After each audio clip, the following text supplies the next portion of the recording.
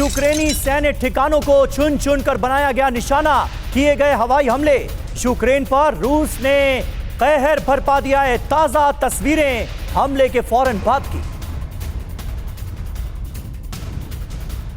तो 24 घंटे के अंदर यूक्रेन पर बड़े हमले हुए हैं। यूक्रेन के अंदर रूसी सेना को बढ़त मिल गई है।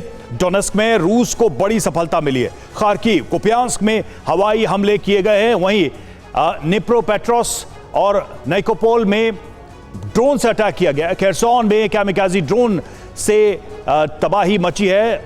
साथ ही टैंक से भी यहां हमले किए गए। वहीं निकोपोल शहर में सैन्य ठिकानों पर हमला किया गया है, उन पर टारगेट किया गया है। और बड़ी बात यह है कि यूक्रेन पर कहर बरपा रहा है रूस। पोक्रोवस्क पर जल्द ही कब्जा संभव है।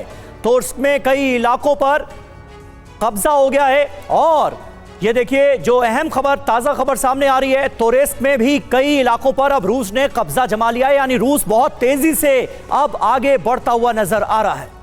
चलिए अब आपको बताते हैं कि किन किन इलाकों पर रूस ने हमला किया, वो इलाके कौन कौन से हैं। तो देखिए ये रही वो लिस्ट। डोनेस्क, खार्किव, कुपियांस्क और इसके अलावा निप्रोपेट्रोव्स्क, निकोपोल और खेरसोन पर हमले हुए हैं, जिससे यूक्रेन दहल उठा है। क्या ऐसे में शांति वार्ता की बात बेमानी नहीं लगती? क्योंकि न रूस पीछे हटने को तैयार है, न ही यूक्रेन। लगातार दोनों ओर से विध्वंसक हमले किए जा रहे हैं।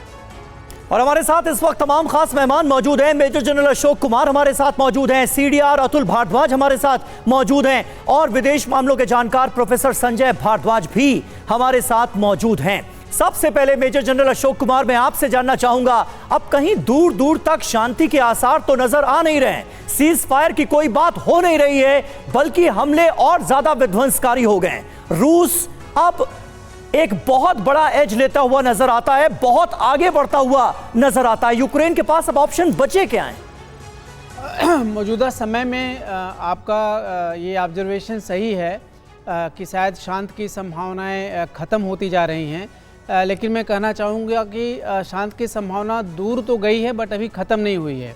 अगर आप देखें तो डोनाल्ड ट्रंप ने अपने इलेक्शन कैंपेन में ही बोला था कि रूस यूक्रेन युद्ध को समाप्त करना उनकी पहली प्राथमिकता होगी, और उसी को मद्देनज़र जब वो सत्ता में आए तो उन्होंने उस पर काम करना भी सीरियसली शुरू किया। जेलेंस्की से बात हुई बट जेलेंस्की इस बात पर अड़े रहे कि यूक्रेन को सिक्योरिटी गारंटी मिलनी चाहिए, जिससे वो बात टूट गई।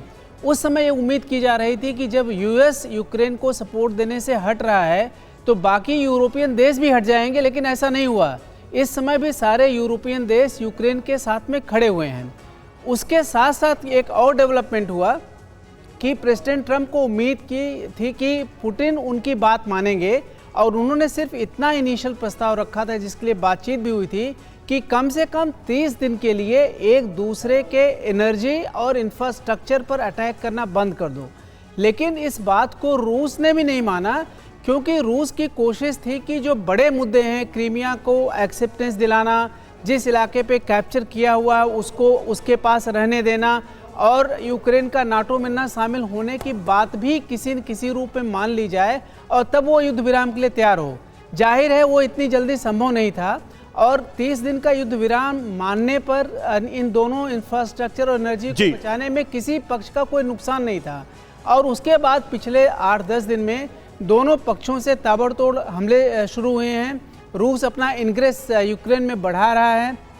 बिल्कुल, कम से कम सर अभी जो यूक्रेन ने भी अगर आप देखें तो कुछ के अलावा अभी जो सिचुएशन बनी है उसमें ऐसा लग नहीं रहा है कि बातचीत आगे बढ़ पाएगी, क्योंकि हमले दोनों तरफ से तेज होते ही जा रहे हैं।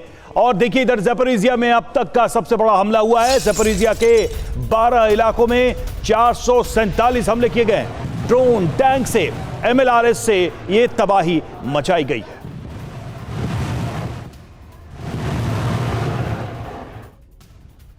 तो अभी तो जो हालात हैं उसके हिसाब से यूक्रेन पर शामत आई हुई है। ज़ैपोरिज़िया में भारी तबाही मची है। 24 घंटे में 447 अटैक किए हैं रूस ने। ठिकानों पर हमले कितने हुए? 12 ठिकानों पर हमले हुए हैं। 282 ड्रोन अटैक्स अंजाम दिए गए। इसके अलावा 153 आर्टिलरी अटैक हुए हैं। 8 अटैक MLRS के जरिए अंजाम दिए गए हैं। तो कुल मिलाकर अब रूस बहुत तेजी से यूक्रेन पर हावी होता हुआ नजर आ रहा है। बिल्कुल बड़ा हमला है ये।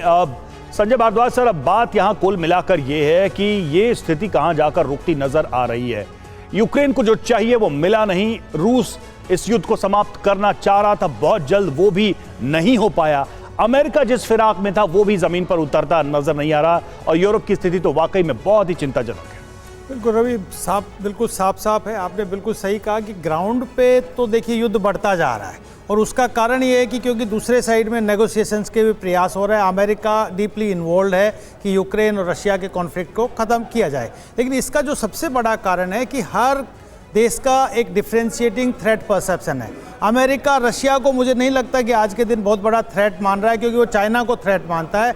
लेकिन यूरोप रशिया को एक बहुत बड़ा थ्रेट मानता है, और यूरोप चाहता है कि रशिया का जो एक एक्सपेंशनिस्ट जो यूक्रेन, पहले क्रीमिया हुआ, अभी यूक्रेन को नाटो में शामिल नहीं करना, यूक्रेन को अपने प्रभाव में लाना और पूरा यूरोप, ईस्टर्न यूरोप को अपने प्रभाव में लाके, तो ये जो थ्रेट देख रहा है यूरोप, एक बहुत बड़ा थ्रेट कि रशिया अगर मजबूत होता है, मिलिट्री है, इकोनॉमिकली भी दोबारा से रीगेन करता है, तो थ्रेट होगा यूरोपियन कंट्रीज को। तो उसमें खासकर यूके, और देखिए इसमें डीपली इन्वॉल्व है। नाटो का 30 देशों को एक साथ बुलाया, उसमें कहा कि नाटो सेनाएं हम यूक्रेन में भेजेंगे, यानी कि माइनस अमेरिका, यूक्रेन में अभी भी यूरोप अपनी मौजूदगी चाहते हैं। तो ये जो डिफरेंशिएटिंग थ्रेट परसेप्शन है, ये नेगोशिएशन की तरफ नहीं धकेल रहा, और अगर ये बढ़ता चला गया और जिस तरीके का जो ग्राउंड पे एक वॉरफेयर बढ़ता जा रहा है, तो कोई बहुत बड़ी बात नहीं है कि एक तीसरा विश्व युद्ध की तरफ भी आप बढ़ सकते हैं, क्योंकि रशिया अपने एग्जिस्टेंस के लिए, रशिया एक न्यूक्लियर पावर है, आप ये कोई भी नहीं भूलना चाहिए, एक मिलिट्री पावर है। और अगर पूरा यूरोप मोबिलाइज होता है, जिस तरीके से फ्रांस ने कहा कि हम अपना एक क्रिप्टो न्यूक्लियर कंट्री क्रिएट कर देंगे, तो जिस तरीके से फ्रांस, यूके, ये सब 5-6 देश एक साथ इकट्ठे होकर अगर यूक्रेन में अपनी सेना भेजते हैं, तो ये बात मान के चलिए कि अमेरिका का जो ये एक प्रयास कर रहा है, ट्रंप, देखो कभी भी ट्रंप नहीं चाहता था कि यूक्रेन नाटो का सदस्य बने, कभी भी उनके स्टेटमेंट को पुराना देख लीजिए। तो ये बात पक्का है कि अगर यूरोप इस तरीके से धकेलेगा, तो मान के चलिए कि पूरे इस क्षेत्र को, यूरोप को और यूरेशिया को युद्ध की तरफ धकेल रहा है। बिल्कुल। और देखिए इस बीच एक अहम खबर है, रूस के सारातोव में यूक्रेन का ड्रोन अटैक हुआ है। यूक्रेन ने एयरपोर्ट को टारगेट करके ये अटैक किया। सारातोव में एयरफील्ड के पास आग लग गई है। ये तस्वीरें आप देखिए, उसी हमले के फौरन बाद की तस्वीरें आपके सामने हैं। TV9 भारतवर्ष पर एक्सक्लूसिव तस्वीरें, कैसे काले धुएं के गुबार से ढक गया पूरा सारातोव का इलाका। वही रूस के बेलगोरोड में यूक्रेन का बड़ा हमला। यूक्रेन ने बेलगोरोड में ड्रोन से हमला किया है। फ्रंट लाइन पर तैनात हथियारों को डायरेक्ट टारगेट किया है। रूसी राइफल ब्रिगेड ने ड्रोन को नष्ट किया।